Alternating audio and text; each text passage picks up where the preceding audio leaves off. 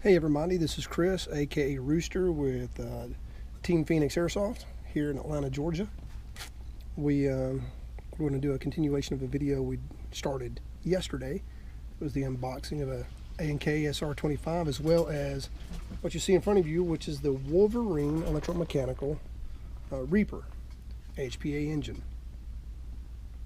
I am going to install the Reaper in the gearbox of the SR25 and let y'all watch to see how this goes.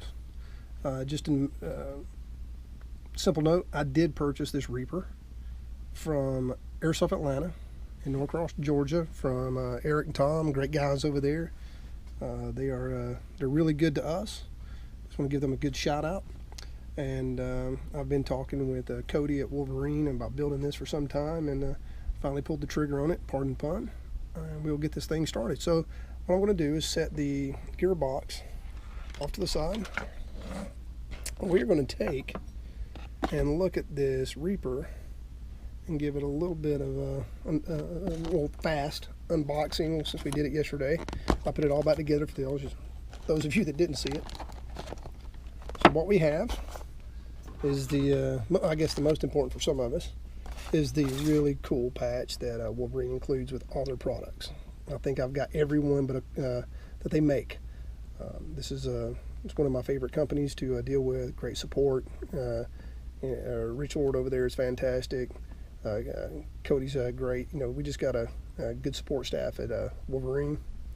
And guys, really appreciate the products y'all put out. Set this over here.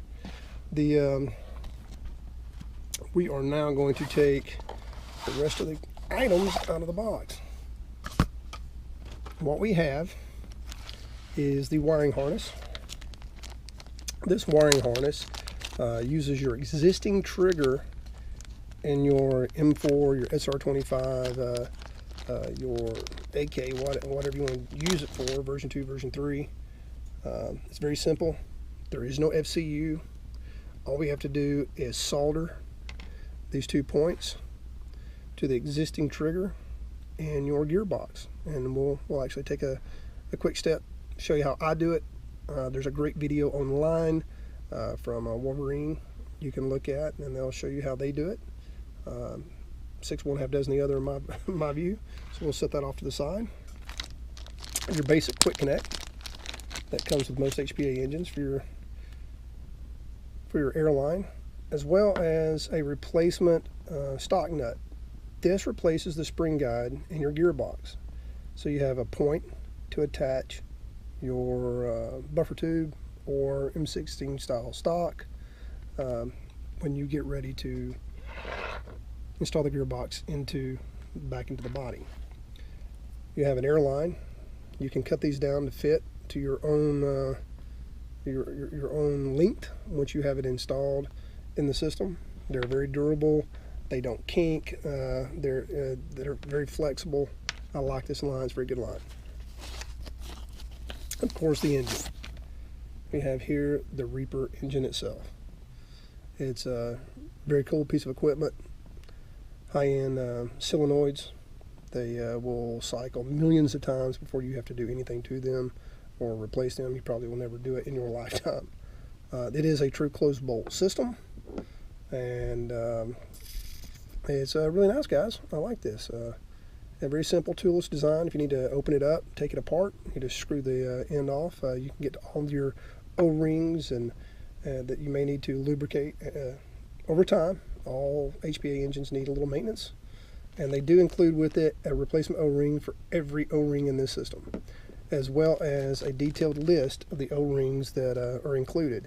So if you are in a bind and you don't have access to replacement O-rings and you have this list, you can at least try to substitute something for short term or outsource it and find your own.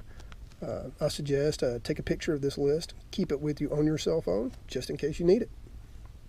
Hardware stores, Home Depot, Harbor Freight, Northern Tools, they all have huge, vast O-ring supplies.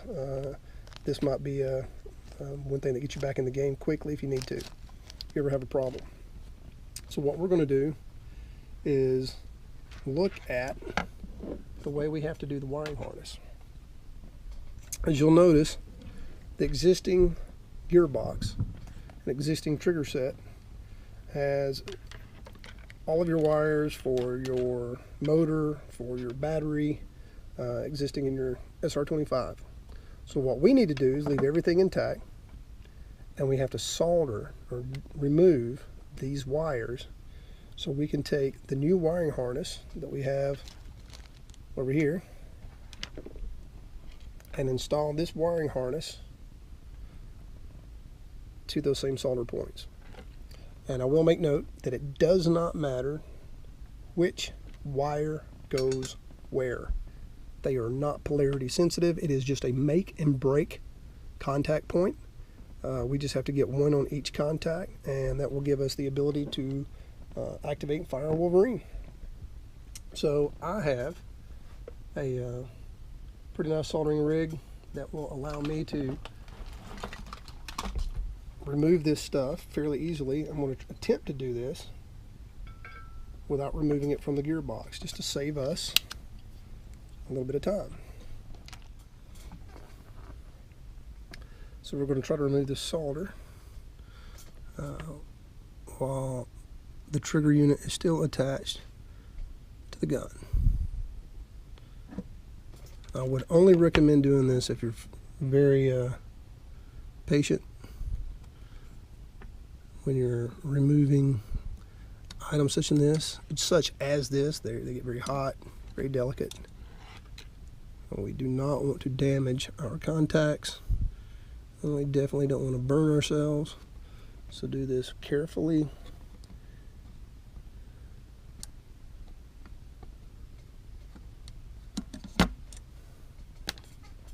So I have now removed the factory wiring. What we need to do now is take our wire harness and install it onto our contacts. This particular unit, I want to wire it to the rear, or to the grip, excuse me, so we can put our battery in our grip. So I'm going to take one wire at a time to make this easy on me. These are pre-tinned, so we should not have to do much to get these to attach. You may want to use some flux to make sure you got a good solder point. There's a good solder connection. You're putting these on, and it can get tricky.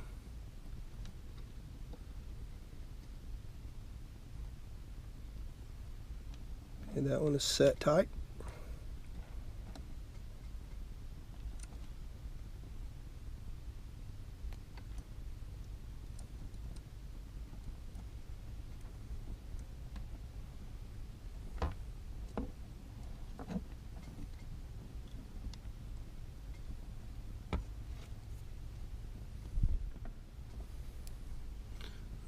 Let's get this last wire attached, guys.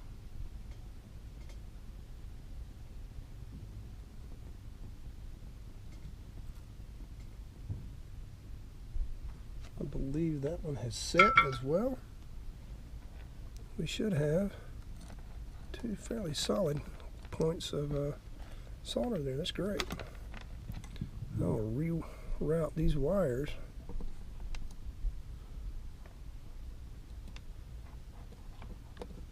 so that we have a nice clean access.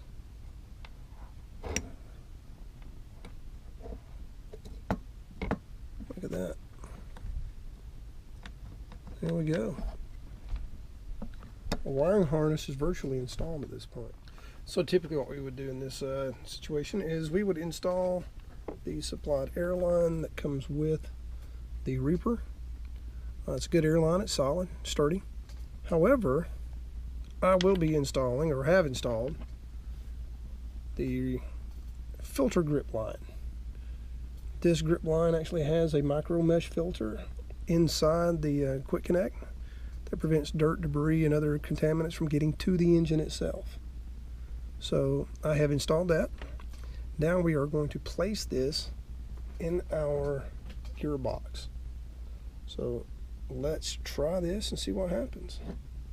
I'm going to make a connection with the keyed wiring harness.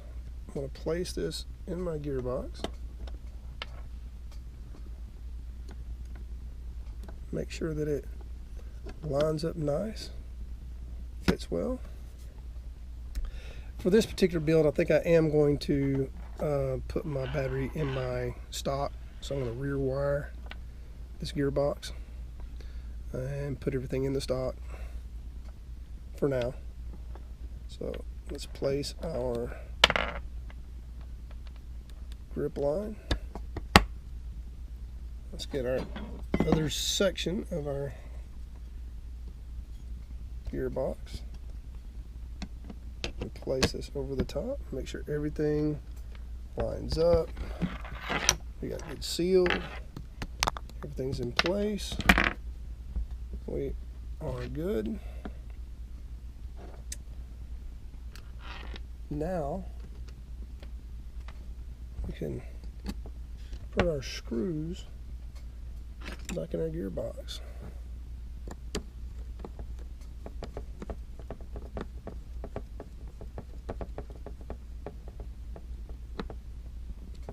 Okay, now we have the gearbox reassembled. All of our screws are properly in place. So now I'm going to just test and make sure that we have good connection.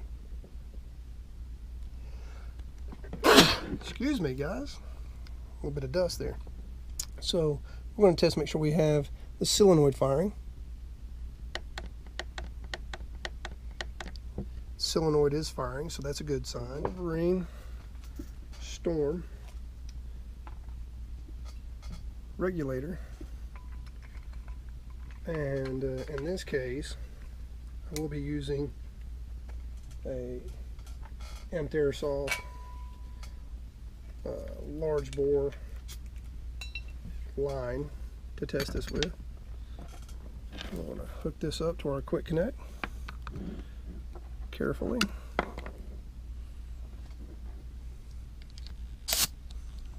And let's see if it fires.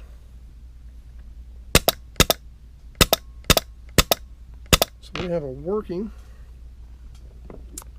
Reaper and an A&K SR25 gearbox.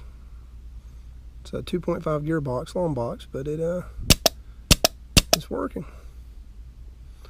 So now I will continue this build and put it all back in the rifle, and once it's all assembled and all the little pieces are put back in, we'll give this thing a review when it's done. Stand by for